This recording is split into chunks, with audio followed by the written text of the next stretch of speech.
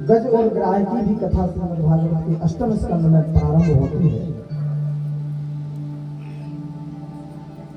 श्री परीक्षित जी महाराज सुखदेव भगवान से कहते हैं, भगवान मैं ऐसे किसी भक्त की कथा सुनना चाहता हूं जिसने केवल एक बार भगवान को स्मरण मात्र किया हो और भगवान उसकी रक्षा के लिए पधार गए हों।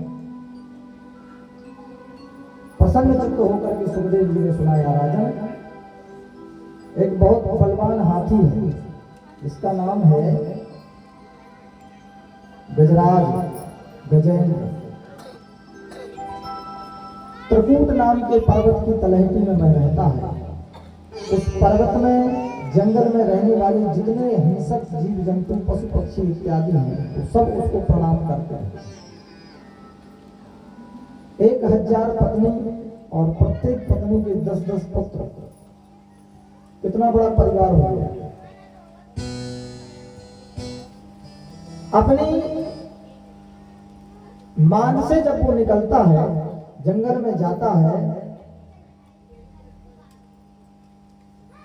तमाम पशु पक्षी लाइन लगा करके खड़े हो जाते हैं और उसको प्रणाम करते हैं। इस दृश्य को देख करके उसको अभिमान भी होता है अपने ऊपर कि मैं इतना बलवान हूं, इसलिए सब मुझसे डरे हुए हैं।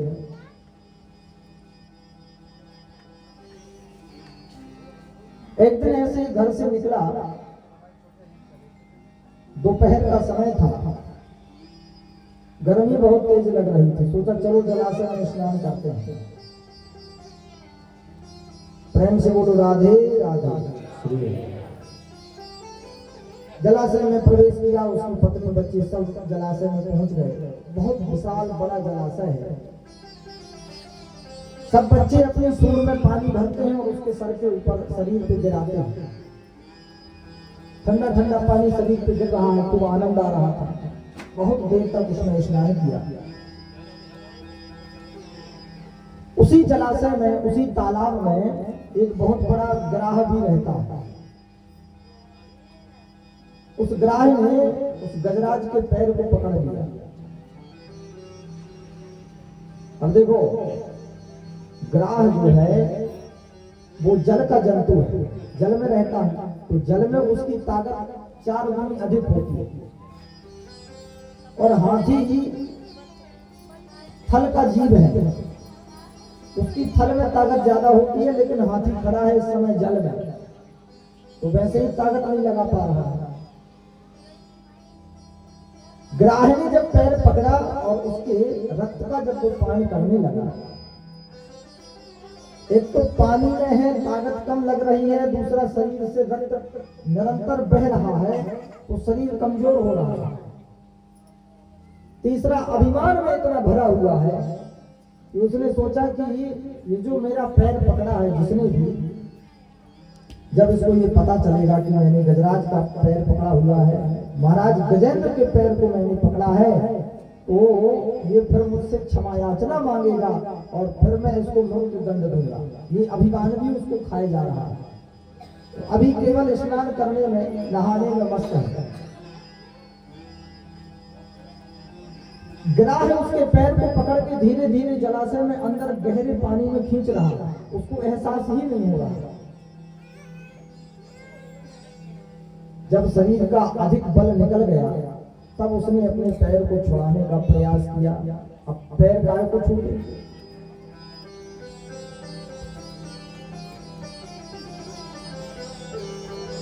अपनी पत्नियों से उसने कहा, बच्चों से कहा। पत्नियों ने बहुत देर तक उसको धकेलने का प्रयास किया, बहुत दिनों तक। 2-4 दिन बच्चों ने भी प्रयास किया उसको निकालने का। जब वो जलाशय से नहीं निकला तो बच्चे कहे कि बाबूजी आप जल से बाहर ही नहीं आ रहे, तो हम कब तक भूखे प्यासे आपके पीछे पड़े रहेंगे। अब जो होगा वो आप अपने हिसाब से देख लीजिएगा।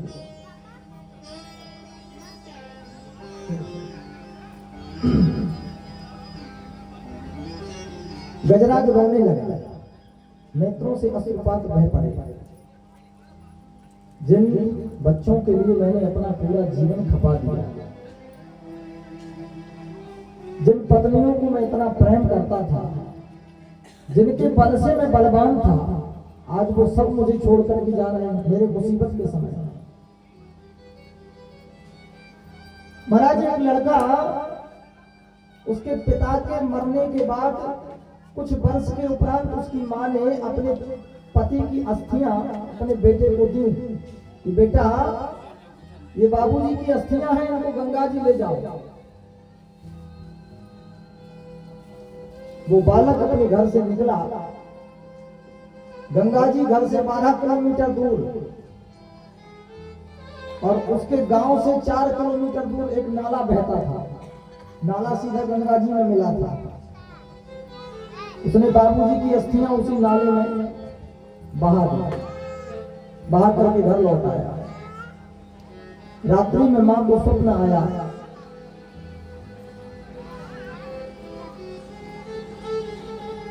ऐसा नालायक बेटा भगवान किसी को ना दे, जिसने जीते जी तो कभी सुख नहीं दिया, मरने के उपरांत भी इस दुष्ट ने मेरी अस्थियों को गंगा जी की जगह नाले में ही छोड़ के चला आया।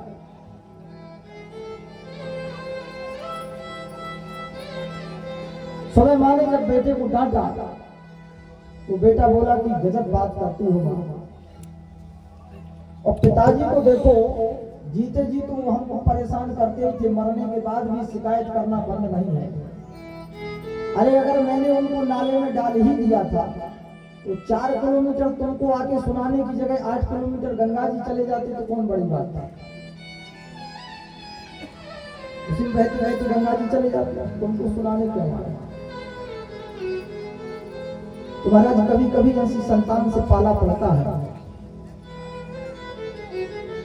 कि घर के एक कोने में बैठ कर के माता पिता रोते रहते हैं 24-24 घंटे। ये ठाकुर जी न जाने हमने कौन से पाप किए होंगे पूर्व जन्म में, जिसके फलस्वरूप हमको ऐसी संतान प्राप्त हुई।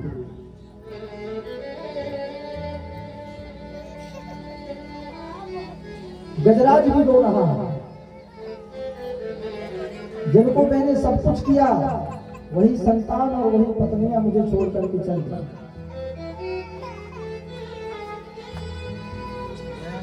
कोई सहारा नहीं बचता तो केवल एक ही सहारा होता है।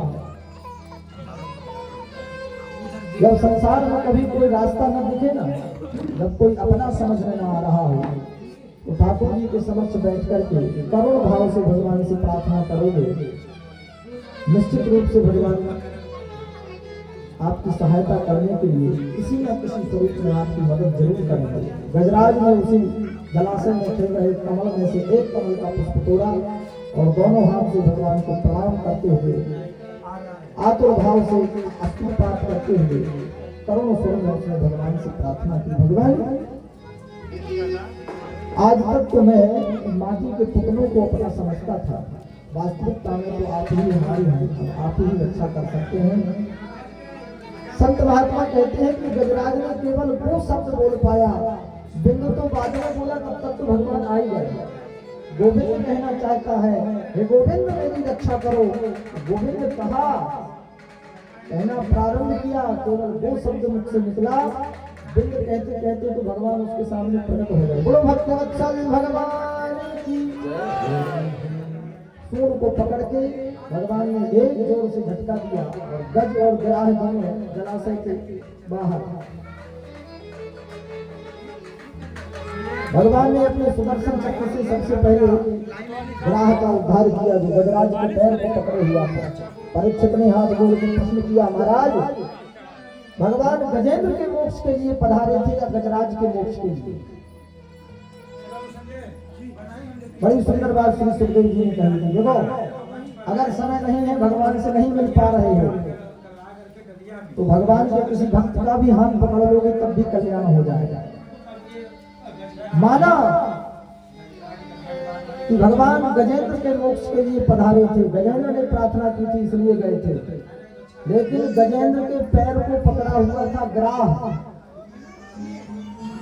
इसलिए अपने भक्त से जिन जिन लोगों का संबंध होता है उनको भगवान पहले अपने धाम पहुंचाते हैं, भगवान के भक्त के चरणों को वो पकड़े हुआ था, इसलिए पहले अपने भक्त का उद्धार किया, फिर भक्त का उद्धार किया। ऐसे दयालु भगवान संसार में न तो हमारे ठाकुर जी से सुंदर कोई है और न उनके स्वभाव से कोई सुंदर है।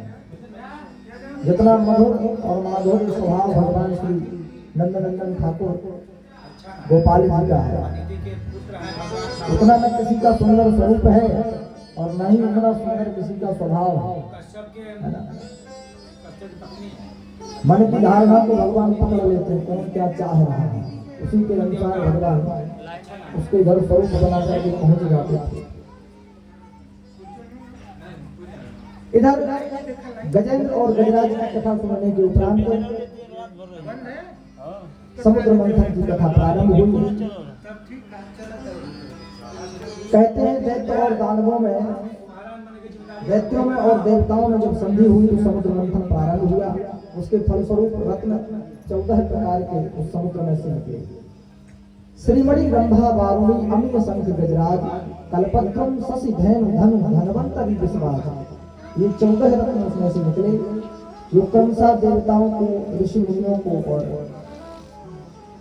भगवान श्री नारायण ने श्री लक्ष्मी जी का वर्णन किया। उसी में से बाघू नाम की मजरा भी निकली जिसको दैत्यों ने लिया, चंद्रमा निकला, कौस्तुभ मणि निकली जिसको भगवान ने धारण किया। उसी में से धनवंतरी भगवान। तो जब भी मंथन होता है तो सबसे पहले विष ही निकलता है। मानो समुद्र आपका शरीर है, आपका शरीर जो है वो समुद्र है। जब आप अपने शरीर का मंथन करेंगे, चिंतन करेंगे, तो सबसे पहले आपको आपकी अपनी बुराइयां ही दिखलाई देंगी। दूसरों की बुराइयां देखने की अपेक्षा आप यदि अपने स्वयं के शरीर का मंथन करेंगे, स्वयं के मन के द्वारा मंथन करेंगे, तो आपके अंदर जो अवगुण है वो आपको सामने सब दिखाई पड़ेगा। आंख बंद